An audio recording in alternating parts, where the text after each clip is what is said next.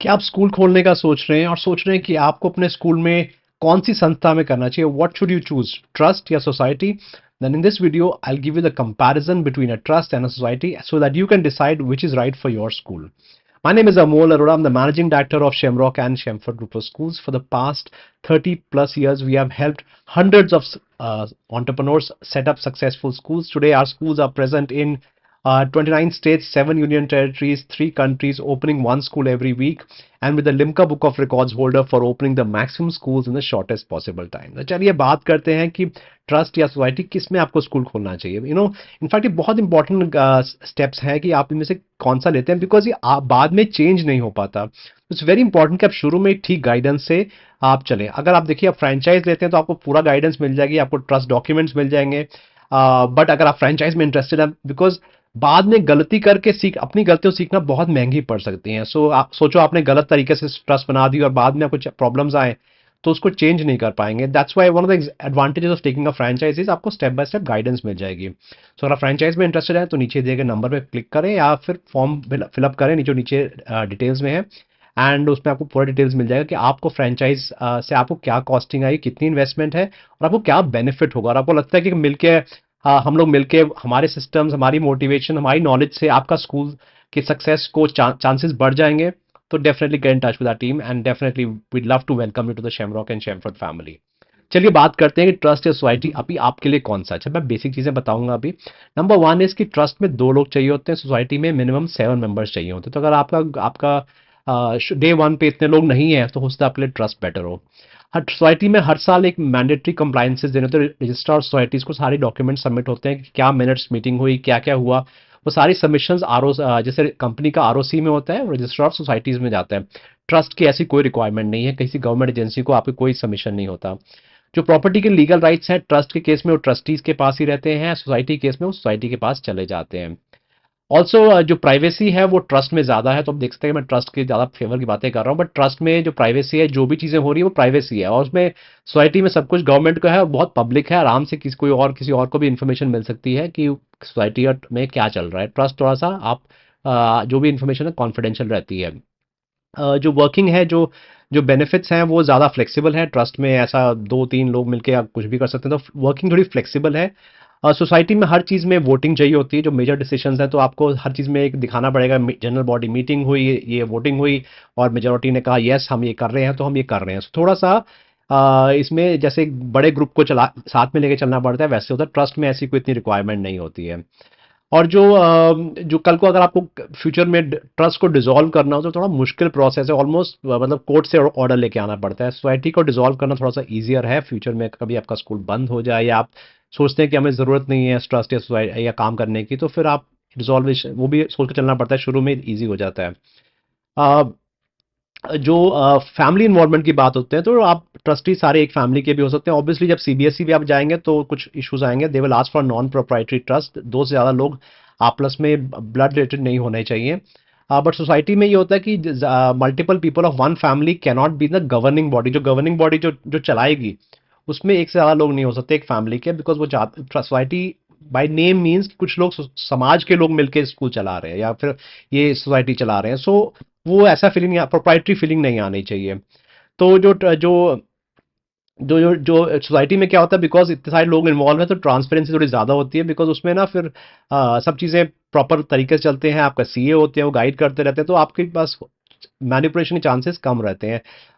Trust में किसी को आपने सबमिट नहीं करना, 2 लोगों ने मिलकर डिसीजन देना, तो थोड़ा सा मैनिपुलेशन लोग ज़्यादा कर लेते हैं। और उस वजह से जो इसकी जो कॉस्ट, बिकॉज सब कुछ छोटा इंटरनली सब कुछ कर रहे हो, कहीं सबमिशन नहीं कर रहे, तो रनिंग कॉस्ट भी जो ट्रस्ट की वो कम रहती है। सोसाइटी की थोड़ी सी रनिंग और मेंटेनेंस कॉस्ट थोड़ी ज़्यादा रहती है। सी बेसिकली अगर आप छोटा सा स्कूल चला रहे हैं, अगर आप प्ले स्कूल चलाते हैं और आपके और प्राइमरी स्कूल चला रहे हैं, आपको सीबीएसई पे नहीं जाना, तो ट्रस्ट इज गुड इनफ। 2-3 लोग मिलकर कर सकते हैं, ज़्यादा लोगों को इन्वॉल्व करने की ज़रूरत नहीं है। बट जहाँ पर वाकई कुछ कुछ लोग मिलके आप एक स्कूल खोल रहे हैं, जेन्युइनली से एक काफ़ी लोग मिलके कर रहे हैं, तो आई वुड, या फिर आप बड़े लेवल का स्कूल करना चाहते हैं तो definitely society would be for you. और कुछ स्टेट्स में जैसे दिल्ली वगैरह में ट्रस्ट में नहीं करते, सिर्फ सोसाइटी को ही वो लैंड देते हैं अगर अगर स्कूल के लिए लैंड चाहिए हो।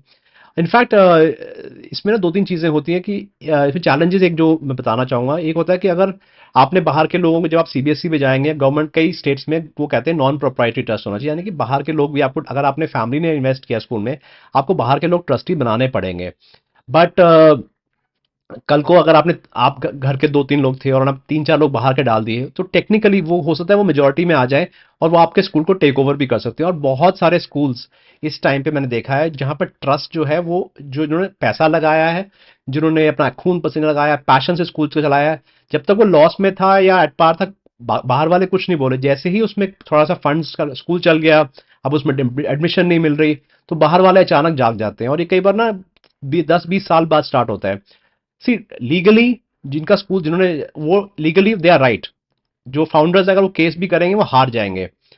और लेकिन एथिकली गलत है ना, जिसने कोई पैसा नहीं लगाया, कभी काम नहीं किया, आज वो कहते जी अब हम स्कूल चलाएंगे, और फाउंडर्स को, और आपको एज ए पब्लिक में ये दिखेगा नहीं, बिकॉज ये बिहाइंड द सीन्स हो रहा है और कोई भी इसको पब्लिक नहीं करता। केसेस जरूर चलते हैं बट वो केस हार जाते हैं। तो इनफैक्ट अगर आप चाहते हैं कि आपके साथ ऐसा ना हो, तो 3 स्टेप प्रोसेस है, बहुत सिंपल प्रोसेस है। अगर आप फ्रेंचाइज देंगे, आपको मैं पूरा गाइड कर दूंगा कि ऐसा कैसे कर सकते हैं कि बाहर वाले आपका ट्रस्ट में ना लें, बिकॉज लीगली वो सही है, अनएथिकल है, बट उस प्रोसेस को बचाने के लिए, सो ये एक फ्रेंचाइज का बेनिफिट है। So definitely if you are interested, आप चाहते हैं कि प्रॉपर गाइडेंस है, बिकॉज मेरा चैलेंज है कि बहुत ही कम सीएज हैं या इनकम टैक्स लॉयर्स होंगे जो आपको ये चीज़ पे गाइड कर सके, बहुत कम लोग हैं। 3 स्टेप्स लेने होते हैं जिससे आप सिक्योर हो जाते हैं। तो इमेजिन करो इसकी जो वैल्यू है वो लाखों लाखों रुपए में है, बिकॉज बाद में आपको कोर्ट केसेस वगैरह में पड़े रहेंगे और आप, हो सकता है आपके हाथ से स्कूल ही निकल जाए। सो ऐसे कई फायदे हैं फ्रेंचाइज, बिकॉज हमने ये एक्सपीरियंस किया हुआ 30 ईयर से, यही किया है। तो हमारे साथ जुड़ने में आपको मतलब एग्जाम्पल दिया से हर स्टेप पे गलतियां अवॉइड हो सकती हैं। सो इफ यू थिंक कि फ्रेंचाइज लेने में आप इंटरेस्टेड हैं, तो नीचे दिए गए नंबर पे फोन करो, पता करो क्या बेनिफिट है और क्या क्या बेनिफिट्स मिलने वाले हैं। ऑलरेडी 600 से ज्यादा फ्रेंचाइजीज हैं, 30 ईयर्स से फ्रेंचाइजिंग कर रहे हैं।